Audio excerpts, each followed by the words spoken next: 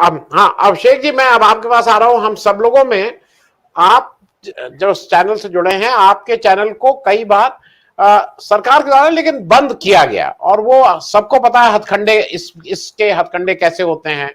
क्योंकि केवल जरूरी नहीं कि हर बार मैं आके आपको डायरेक्ट आपको मारूं या कुछ करूं, मैं आपको कुछ तंग भी कर सकता हूं। उस तरह का काम आपके यहाँ किया गया 2 बार। मैं सिर्फ पूछ ये रहा हूं कि ये जो हम और आप उसी बोट पे सवार हैं, आपको क्या लगता है कि कल जो ये चंद्रचूड़ साहब का फैसला है, सीजेआई साहब का, उससे क्या हमारे और आपके जैसे लोग, और हम बिल्कुल ईमानदारी से बताएं, आज जब मैं बोलता हूं तो मैं तोल मोल के बोलता हूं, मैं तौल के बोलता हूं। ये ठीक बात है कि मैं मर्यादा की बात नहीं कर रहा हूं, मैं अपने शब्दों की बात कर रहा हूं कि भाई मालूम नहीं इस शब्द का कल के दिन कौन क्या बोलने लगेगा। और आप भी जब करते होंगे, ये आपके भी बैक ऑफ द माइंड में रहता है कि भाई इसको थोड़ा रोक के बोला जाए, वो करके बोला जाए। इस फैसले के आने के बाद क्या हम लोग थोड़ा खुल के बोल सकते हैं? हम लोग कहेंगे ये कि हम लोग खुल के बोल रहे हैं, लेकिन शब्दों की में थोड़ा ध्यान रखते हैं कि भाई ये कहीं ऐसा ना हो जाए, इस पे क्या नहीं हो जाए, इस पे मुकदमा ना हो जाए। तो इस फैसले से कुछ उम्मीद जगी है क्या अभिषेक जी? और इन जनरल एक थोड़ा आइडिया भी एक आप कर दीजिए कि ये जो सीजेआई साहब का फैसला है वो हमारे बेसिक नागरिक स्वतंत्रता की भी बात करता है। देखिए सर, जहां तक सीजेआई साहब की बात है तो उनके बारे में एक चीज शुरू से कही जाती है कि वो बाकी मुद्दों पर पता नहीं क्या करेंगे, जुडिशियल प्रोसेस पता नहीं कैसे चलेगा, गवर्नमेंट कैसे प्रेजेंट करेगी खुद को। लेकिन जो नागरिक स्वतंत्रता से जुड़े हुए मुद्दे हैं, फंडामेंटल राइट्स से जुड़े हुए मुद्दे हैं, वहां दो चीजें और एक ट्रेंड में देख रहा हूं कि चीफ जस्टिस ऑफ इंडिया अभी जो है वो कम से कम प्रो पीपल अप्रोच इस मामले में अपना रहे हैं। और सबसे बड़ी बात यह है कि देखिए, कुछ दिनों से सुप्रीम कोर्ट में एक चलन हो गया था सील बंद लिफाफे में सरकार द्वारा जवाब देने का। उस सील बंद कल्चर को उन्होंने लगभग खत्म कर दिया है। रफाल की कीमत से जुड़ी हुई चीजों को भी सील बंद कवर में दिया गया था सुप्रीम कोर्ट में, जबकि उसकी कीमत बता देने से कौन सा राष्ट्रीय सुरक्षा का मामला खड़ा हो जा रहा था, मुझे तो समझ में नहीं आ रहा था। लेकिन उस दौर में न्यायालय ने स्वीकार किया। लेकिन जब से सुप्रीम कोर्ट में यूं कहे कि चीफ जस्टिस कहना ज्यादा उचित नहीं लगता है जब इस फोरम पे हम बात कर रहे हैं, क्योंकि इस फोरम पे तो चीफ जस्टिस तो उसके पहले भी रहे एज ए कोलेजियम के head of the collegium and master of roster higher judiciary के। उस नजरिए से हम देखें तो काफी चीजें बदली हुई नजर आ रही है। लेकिन पूरी जुडिशियरी अब एक बार फिर से प्रो पीपल हो गई है, संविधान के मुताबिक काम करने के लिए तैयार हो गई है पूरी तरह से, सत्ता का दबाव उस पर खत्म हो गया है। इस बात को भी नहीं माना जा सकता। हाल ही में आप देखें कि एक मुख्यमंत्री ने एक डिग्री मांगी देश के एक बड़े नेता की, और हाईकोर्ट ने उन पर फाइन इंपोज कर दिया। ट्रेडिशन ये रहा है कि यदि कोई एलुमनाई किसी यूनिवर्सिटी से पढ़ के आया है तो वो यूनिवर्सिटी गौरवान्वित महसूस करती है, उसकी डिग्री तो वहां लगाई जाती है। आप तुगलक रोड थाने में चले जाए, वहां महात्मा गांधी की हत्या से जुड़े हुए एफआईआर को और इंदिरा गांधी की हत्या से जुड़े हुए एफआईआर को फ्रेम करके लगाया गया है कि वो एफआईआर उनके थाने में दर्ज हुई है। तो कहीं भी कोई ऐतिहासिक चीज होता है, आप जरा सोचिए, लखनऊ विश्वविद्यालय ने क्या अटल बिहारी वाजपेयी की डिग्री को फ्रेम कर नहीं लगाया है? किसी भी यूनिवर्सिटी में आप चले जाएं, मुझे याद है कि जब यूपीए के दौर में बार्क के डायरेक्टर बने थे पटना इंजीनियरिंग कॉलेज के, उस वक्त पटना का जो इंजीनियरिंग कॉलेज था वो पटना यूनिवर्सिटी के अंतर्गत था, अब एनआईटी हो गया है। तो पटना यूनिवर्सिटी ने उनको बुला के सम्मानित किया था कि हमारे यूनिवर्सिटी का एक छात्र बार्क का चेयरमैन बना है। और अब की परिस्थितियां आप देखिए, हम डिग्री नहीं दिखाएंगे, एलुमनाई मीट में कभी बुलाने की जरूरत नहीं समझी जाएगी कि हमारे यहाँ के छात्र हैं।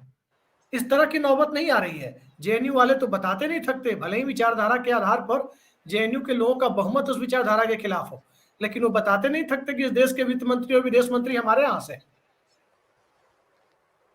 तो ये बात डिग्री तक की नहीं है। रही बात मीडिया की स्वतंत्रता की और हमारे चैनल की बात आपने की, तो 4 PM को आप जानते हैं कि कई बार डिस्टर्ब किया गया। एक बार तो चैनल हैक किया गया, फिर एक लीगल प्रोसेस के बाद वो चैनल तकरीबन 1 सप्ताह बाद वापस आया, फिर इस बार बंद कर दिया गया था, और दूसरी तरह से टॉर्चर करने की कोशिशें चलती रहती है। लेकिन सवाल यह है कि मीडिया को जिस प्रकार से दबाया जा रहा है, उस दबाए जा रहे दौर में इस जजमेंट का कितना असर पड़ेगा। तो मोटे तौर पर मुझे लगता है कि जो सोशल मीडिया में है, जो यूट्यूब चैनल चला रहे हैं, वो तो एक तरह से फ्री हो गए हैं, लेकिन जो टेलीविजन है वो अब भी सरकारी दबाव में है। और सरकारी दबाव में इसलिए है क्योंकि प्राइवेट सेक्टर से ऐड जितने मिलते थे टेलीविजन को, वो ऐड काफी कम हो गए हैं। टेलीविजन चैनलों में आप जा करके देखें, इंक्रीमेंट नहीं हो रहा है अभी 2-3 सालों से। बड़े बड़े चैनलों की हालत यह है कि एम्प्लॉय की सैलरी नहीं बढ़ रही है। हर साल मार्च अप्रैल में जो अप्रेजल होता है वो नहीं हो पा रहा है। प्राइवेट में जो ऐड मिलते थे, उस ऐड के दबाव में पुण्य प्रसून वाजपेयी की नौकरी गई थी आज तक से, आपको पता है। एक बाबा से, एक तथाकथित बाबा से उन्होंने सवाल पूछ लिया कि उन्होंने अपने एक ट्रस्ट बना लिया है, क्या किया, उसके बाद उनकी नौकरी चली गई। एबीपी न्यूज से वो कैसे निकाले गए, किस प्रकार से उन्हें इस्तीफा देने पर मजबूर किया गया, वो चंद्रमणि वाली छत्तीसगढ़ की स्टोरी आपको पता है। हालिया दिनों में रवीश कुमार के साथ क्या हो रहा है पता है। कल मैंने इंडियन एक्सप्रेस का पहला पन्ना देखा तो मुझे लगा कि नहीं, अभी कम से कम अखबार जिंदा है। कभी भी मैंने इस तरह से पहले पेज के फर्स्ट कॉलम की न्यूज का हेडलाइन मैंने ऐसा नहीं देखा था कि उसके ऊपर एक क्रॉस लगाया गया हो, जो कल के इंडियन एक्सप्रेस में था। आपने भी देखा होगा।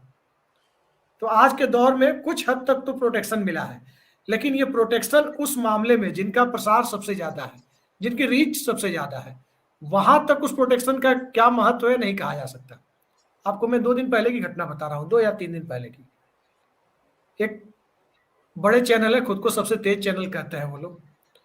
उस चैनल पे कांग्रेस प्रवक्ता आलोक शर्मा थे और बीजेपी की तरफ से सुधांशु त्रिवेदी थे।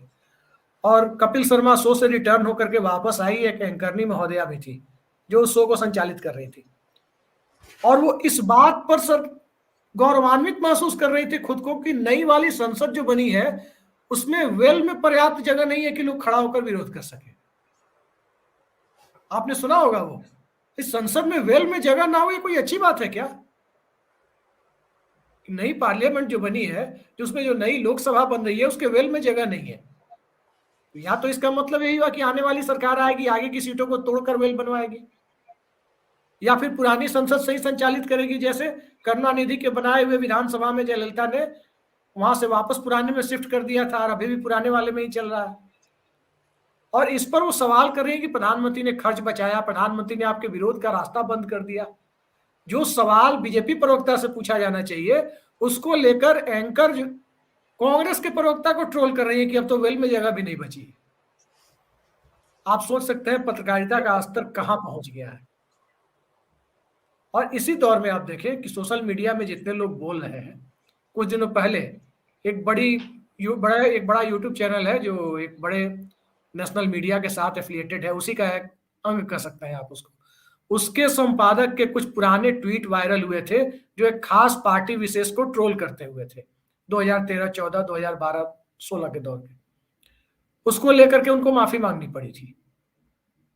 आज सुप्रीम कोर्ट जो कह रहा है, सुप्रीम कोर्ट के कहने का असर कुछ तो दिखाई देता है, लेकिन मुझे नहीं लगता कि इससे कोई बहुत बड़ा आमूलचूल परिवर्तन आ जाएगा। आप सोचिए, एक फिल्म आई थी आर्टिकल 15, इसी सत्ता के दौर में आई थी 2014 के बाद।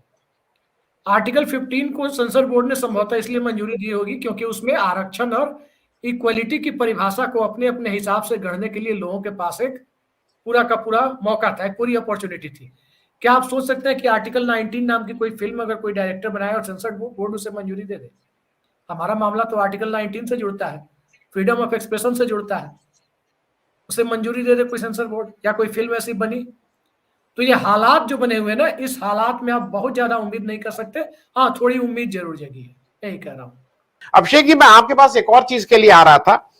मुझे एक चीज जरा ये समझाइए, क्योंकि मैं आप हम सब लोगों में से सबसे यंग, और आप खूब ठीक से पढ़ रहे हैं, देख रहे हैं, आपको कहीं उम्मीद लगती है कि कुछ केसेस ऐसे हैं जिससे इस देश का लोकतंत्र भविष्य बहुत कुछ निर्भर करता है? उसमें से एक चीज को मैं इलेक्टोरल बॉन्ड्स को कहता हूं, और वो पेंडिंग है मामला। जैसा अगर उस पर ठीक से बहस हो जाए, उस पर ठीक से निर्णय हो जाए, तो वो खुली मतलब बंद आंख से भी साफ साफ लगता है कि वो एक गैर जरूरी बात है। वो इस देश के जो पॉलिटिकल सिस्टम है उसको एक डिसएडवांटेजियस पोजीशन में देने की बात है, जो कुछ रूलिंग पार्टी और विपक्ष की पार्टी हो। इस पे आपको लगता है कि इस तरह के जो पेंडिंग केसेस हैं वो केवल चीफ जस्टिस, क्या सुप्रीम कोर्ट का एक रुख ले लेने से बाकी जगह भी इस पे फर्क पड़ेगा? मतलब आपको कुछ लगता है कि इस तरह की बातों पे कुछ होगा? देखिए, फर्क तो निश्चित तौर पर पड़ेगा, क्योंकि इलेक्टोरल बॉन्ड का मामला बहुत ट्रांसपेरेंट नहीं है। सबको पता है कि डोनर का नाम ही नहीं पता है। आप अगर किसी को 50,000 रुपए देते हैं या लेते हैं, तो चूंकि फाइनेंशियल नॉर्म्स आजकल इतने कड़े हो गए हैं कि आप कोशिश करते हैं किसी को दें भाई चेक में दे दो, ये हालात हो गया है। और इन हालातों में यदि डोनर का नाम ना पता हो और 90% इलेक्टोरल बॉन्ड किसी एक पार्टी के फेवर में जा रहा हो, तो सवाल उठना स्वाभाविक है। इसे तो ट्रांसपेरेंट होना चाहिए। और कहीं ना कहीं मुझे लगता है कि यदि सत्ता परिवर्तन होता है, ये मेरा व्यक्तिगत आकलन है, कि सत्ता परिवर्तन यदि 24 में होता है, तो मुझे जो लगता है सबसे पहले कोई पॉलिटिकल पार्टी जो भी सत्ता में आए, पार्टी या अलायंस, शायद वो इंद्रजीत गुप्ता कमेटी की रिपोर्ट को लागू करने की दिशा में पहला कदम बढ़ाए, पहली या दूसरी कैबिनेट में, कि स्टेट फंडिंग जो जितने पॉलिटिकल पार्टीज हैं उनके कैंडिडेट को किया जाए, चाहे वो सेंट्रल लेवल पे लिस्टेड हो या स्टेट लेवल पे। तो एक ये है। दूसरा महाराष्ट्र का मामला है, क्योंकि महाराष्ट्र का मामला सिर्फ महाराष्ट्र का नहीं है। महाराष्ट्र का मामला दरअसल ये एंटी डिफेक्शन लॉ के पूरे प्रोसेस से जुड़ा हुआ है, कि आखिर किसी ने तो एंटी डिफेक्शन वाला काम किया है, किसी ने तो पार्टी के अनुशासन को भंग किया है। अगर 2/3 यही है, तो इसका मतलब ये हुआ कि उद्धव ठाकरे ने किया है। दोनों तो लेजिटिमेट नहीं हो सकते। तो गवर्नर के ऊपर भले ही टिप्पणी हो गई हो, गवर्नर ने क्या किया नहीं किया, लेकिन एंटी डिफेक्शन लॉ को लेकर के इस पूरे जजमेंट में आप देखिएगा कुछ बड़ी चीज आएगी। या तो इस एंटी डिफेक्शन लॉ के कुछ पार्ट को ही क्वेश कर दिया जाए, जो 91st अमेंडमेंट है, क्योंकि उसको यदि लेजिटिमेसी प्रदान की जाएगी तो महाराष्ट्र की मौजूदा सत्ता में बने रहना मुश्किल है। ये एक स्पष्ट बात है कि महाराष्ट्र की सरकार सत्ता में नहीं बनी रहेगी। और उस लॉ को मानते हुए यदि उद्धव ठाकरे गुट को ही मान लिया जाएगा कि नहीं, इसी ने अनुशासनहीनता की, क्योंकि वो तो यही कहता है ना कि 2/3 है तो आप दल बदल कर सकते हैं। तो दल बदल तो माना नहीं, चुनाव आयोग ने और फंसा दिया, उसे कह दिया कि नहीं यही असली शिवसेना है। तो जब यही असली शिवसेना है, इसका मतलब कि उद्धव गुट ने दल बदल किया, इसका मतलब तो यही हुआ ना। और उद्धव गुट ने दल बदल किया तो वो 2/3 नहीं है। तो इस पूरे मामले को लेकर जो जजमेंट आएगा, उस जजमेंट का आने वाले समय में बोमई केस की तरह असर पड़ेगा। बोमई केस का ही असर था कि हरीश रावत की सरकार वापस हुई, बोमई केस का ही असर था कि नवाब टुकी की सरकार वापस हो गई। तो कुछ ऐसे मामले हैं। 370 पर खुद चीफ जस्टिस ने इसी 17 फरवरी को कहा है कि हम उस पर सुनवाई शुरू करने जा रहे हैं। 370 के मामले में सबको पता है, किसी भी पढ़े लिखे आदमी को पता है कि पूरा का पूरा प्रोसेस ही अनकॉन्स्टिट्यूशनल था जो उस दिन हुआ था। तो ये कभी भी उसका जजमेंट भी आ सकता है आने वाले वक्त में। हो सकता है वो लोकसभा चुनाव के बाद ही आए, नई सरकार के रिजीम में आए, या लोकसभा चुनाव के बाद आए तो मतगणना से पहले आए, कुछ भी हो सकता है। लेकिन सवाल उससे बड़ा है सर। अभी की परिस्थिति में आप देखें, कोर्ट भी तभी बहुत आगे तक जा करके कॉन्स्टिट्यूशन और फंडामेंटल राइट्स की बातें कर पाता है जब सोसाइटी इसके लिए तैयार हो। हमारी सोसाइटी के बहुत बड़े हिस्से को आप जा करके देखें तो ये समझा दिया गया है, दिमाग में भर दिया गया है कि भाई चुनाव तो वो जीत रहे हैं, सत्ता उन्हें दे दी गई है, यानी कि 5 साल तक आपको एक बतौर नागरिक भी चुप रहना है, आप उनके खिलाफ नहीं बोल सकते। डेमोक्रेसी नहीं इलेक्ट्रोक्रेसी है, इस बात को दिमाग में भर दिया गया है कि आप कुछ कहने के लायक नहीं है, जो कर रहे हैं वो सही है, वो करने दीजिए। सत्ता मिल गई तो उनको संविधान बदलने की भी छूट है, उनको कॉन्स्टिट्यूशन के बेसिक स्ट्रक्चर को भी वायलेट करने की छूट है। आप देखिए, जैसे गांव में आप लोग देखे होंगे, हम लोगों की पीढ़ी के पहले की बात है, जो पुराने लैंडलॉर्ड होते थे या जो पैसे वाले होते थे, वो अपनी जमीन वगैरह पैसे डोनेट करते थे स्कूल बनाने के लिए, कॉलेज बनाने के लिए, प्राइमरी हेल्थ सेंटर बनाने के लिए, कहीं धर्मशाला बनाने के लिए, कुछ करने के लिए करते थे। आज एक नई चीजें देखने को मिल रही है। जिसके पास पैसा आ रहा है, जिस गांव में 4-5 लोगों के पास पैसा आ रहा है, सबसे पहले शुरू हो रहा है वहां पर यज्ञ महायज्ञ और जलसा। अगर हिंदू है तो यज्ञ महायज्ञ और मुसलमान है तो जलसा का कार्यक्रम शुरू हो रहा है। बड़े बड़े लाउड स्पीकर लगेंगे, उसके साथ साथ उस महायज्ञ के जहां महायज्ञ होगा वहां 10 दिनों तक मान लीजिए कि 1-1.5 किलोमीटर की पेरीफेरी में कोई बच्चा पढ़ नहीं सकता है, किताब नहीं खोल सकता, 24 आवर लाउड स्पीकर चलेगा। क्या आपको लगता है कि आप लोगों ने जो दौर अपने बचपन में देखा है उस समय कोई ये करने देता? पर आज अगर आप बोलने जाइए तो आपको कह दिया जाएगा कि आप तो हिंदू टुकड़े टुकड़े गैंग है, सेकुलर है, इस तरह के टर्म लोग इस्तेमाल करते हैं। तो सोसाइटी का परसेप्शन पूरी तरह से बदल गया है। मैं नोएडा में रहता हूं, मैं नोएडा में देख रहा हूं काफी फर्क, चूंकि मैं दिल्ली से नोएडा आया हूं तो मुझे दिख रहा है कि ईएमआई कल्चर पर जो शहर खड़ा हुआ है, दरअसल वो शहर नहीं है, वो कंक्रीट का एक ऐसा गांव है जो गांव उससे ज्यादा बेहतर हो, उससे भी गया गुजरा है। वहां हर सोसाइटी में एक तो संघ की शाखा लगनी है, मैक्सिमम सोसाइटी की स्थिति है। फिर कभी सुंदरकांड, कभी शिव चर्चा, कभी कुछ और धार्मिक चीजें, धर्म के नाम पर धार्मिक कम सांप्रदायिक चीजें ज्यादा हो रही है। उसके बहाने लोगों को कहीं ना कहीं एक अलग तरह के हैंगओवर में रखने की कोशिश, ये बहुत ही ऑर्गेनाइज और स्ट्रक्चर तरीके से हो रहा है। ये काम आप बसंत विहार में नहीं कर सकते, ये काम आप ग्रेटर कैलाश में जाके नहीं कर सकते, ये काम आप डिफेंस कॉलोनी और वेस्ट एंड में जाकर के नहीं कर सकते, जोरबाग में नहीं कर सकते। लेकिन ये काम ईएमआई कल्चर वाले शहरों में हो रहा है। जी, तो आज जी। के दौर में नागरिक बोध का खत्म हो जाना, ये जुडिशरी भी कहीं ना कहीं से निराश है। जुडिशरी जजमेंट तो दे रही है, लेकिन आप ये देखिए, हमारे आपके जैसे लोग, हम लोग जुडिशरी के पक्ष में नहीं खड़े हो रहे हैं। मैं स्पष्ट तौर पर कहता हूं कि मैं जुडिशरी के पक्ष में नहीं खड़ा हूं, मैं जुडिशियल एक्टिविज्म के खिलाफ हूं, मैं खुद कहता हूं। लेकिन जुडिशरी को जो संविधान के संरक्षक की भूमिका हासिल है, उस भूमिका के निर्वाह की दिशा में जुडिशरी जहां तक आगे बढ़ रही है, स्वागत योग्य कदम। मैं जस्टिस चंद्रचूड़ के लिए कोई उनको नया भगवान बनाने की दिशा में नहीं जा रहा हूं, जैसे कुछ लोगों ने मोदी जी को भगवान बना लिया है। उसके काउंटर में कुछ लोग राहुल जी को भी भगवान बनाने में लगे हुए। मैं उस दिशा में नहीं जा रहा हूं, लेकिन जुडिशरी को अपना काम जुडिशरी की तरह करने दिया जाए, ये सोचने वाले भी आज कितने लोग हैं आप देखिए। हम आप सोच पा रहे हैं, जो लोग सत्ता और व्यवस्था से खफा हैं, उनके लिए चंद्रचूड़ साहब एक भगवान की तरह वो देख रहे हैं। कल को चंद्रचूड़ साहब का कोई जजमेंट गलत आ जाए, उसको भी वो जस्टिफाई करेंगे कि नहीं नहीं उन्होंने ठीक कहा है। तो ये प्रवृत्ति जो डेवलप हो गई है, इस प्रवृत्ति के डेवलप होने में पिछले 8-9 साल की परिस्थितियां ज्यादा जिम्मेदार है। और इससे निकलने में सत्ता भले बदल जाए, सोसाइटी को, सिस्टम को भी वक्त लगेगा।